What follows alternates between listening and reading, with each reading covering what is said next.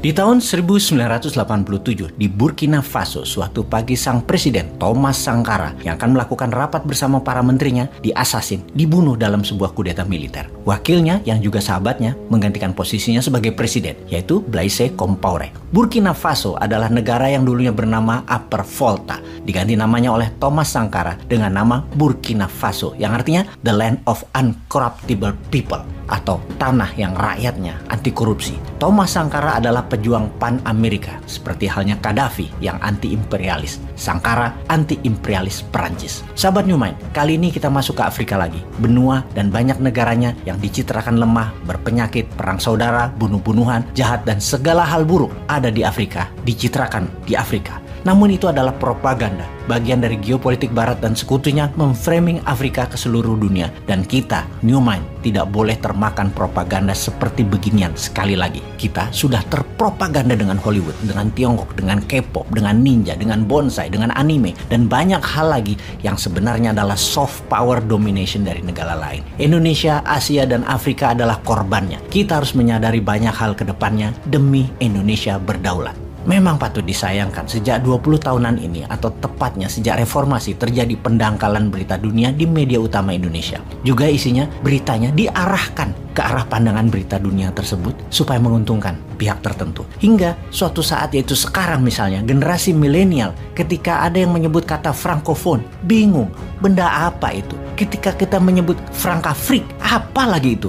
Bosman pun baru terhenyak menyadari betapa pelajaran bernegara harus mulai meluas lagi demi pelajaran, di mana nanti ketika para milenial dan zilenial menjadi pemegang kekuasaan di tahun 2027 ke atas, mereka sangat mumpuni. Sampai 3 periode maunya yang sekarang menjabat terlewati karena libido berkuasa masih besar dengan melakukan perubahan konstitusi. Rencana itu bisa terjadi karena toh mendapat dukungan dari kalian semua, atau diperpanjang jabatannya. Walau keduanya diperpanjang 3 tahun atau menambah 3 tahun, New Mind tidak setuju, tapi kan kalah suara. Dan kalian mendukung perubahan konstitusi, kalian setuju semua. Lihat saja nanti tahun depan ketika konstitusi diubah, kalian tidak bisa apa-apa. Jadi mereka tambah 5 tahun lagi. Jadi ya sudah, lebih baik kita belajar bernegara dengan cepat dan mendalam. Baik, kita kembali ke Afrika membicarakan negara kedua terbesar yang menjajah Afrika yang sampai saat ini berkuasa di Afrika, yaitu Perancis. Di mana manusia seperti Thomas Sankara mau melepas dari pengaruh Perancis, dibunuh, dikudeta oleh Perancis, dan wakilnya yang menjadi penggantinya,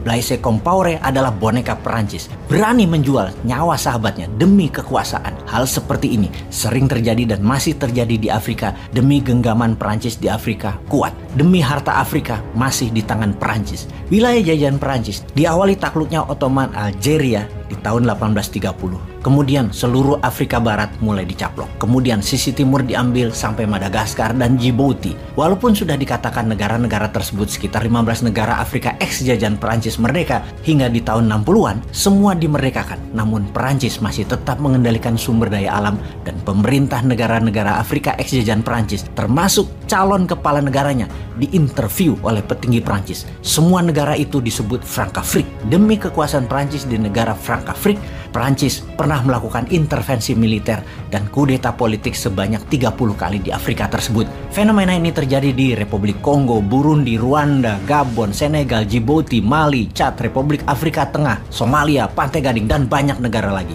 Kembali ke awal tahun 60-an, Perancis memerdekakan negara-negara jajahannya, namun tetap dalam genggaman Perancis. Hal ini didukung penuh oleh Amerika supaya negara-negara tersebut tidak jatuh ke tangan komunis. Lompat sejarah sedikit.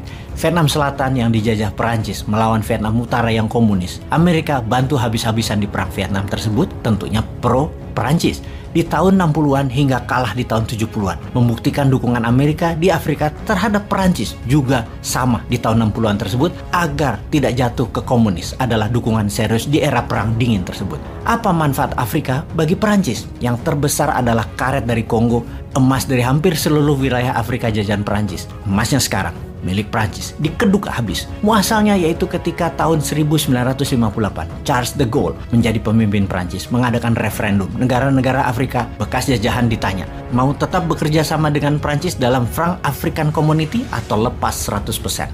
Hasilnya semua setuju kecuali Guinea Conakry dengan suara 90% menentang gabung dengan Frankafrik.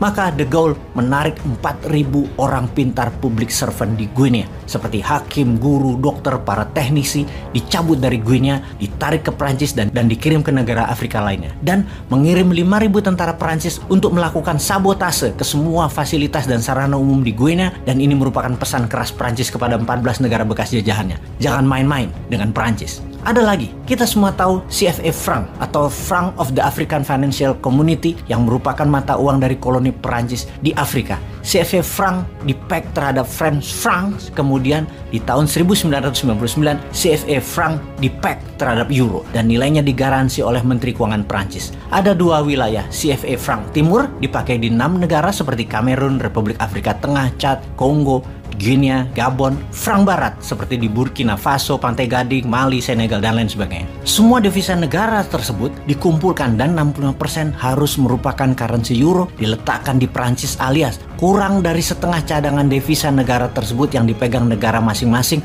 dan sehubungan dengan mencetak uang, Bank Senter Perancis harus menyetujui berdasarkan euro di tangan Perancis. Oke, sejauh ini mulai paham mengapa banyak negara Afrika tidak berdaulat. Devisanya harus mata uang negara penjajahnya. Bagi banyak negara, keterikatan dengan mata uang negara penjajah adalah penghinaan atas kedaulatan sebuah bangsa. Namun, itulah pilihan kalau memang pejabatnya bukan nasionalis, hanya pragmatis, yang penting menjabat.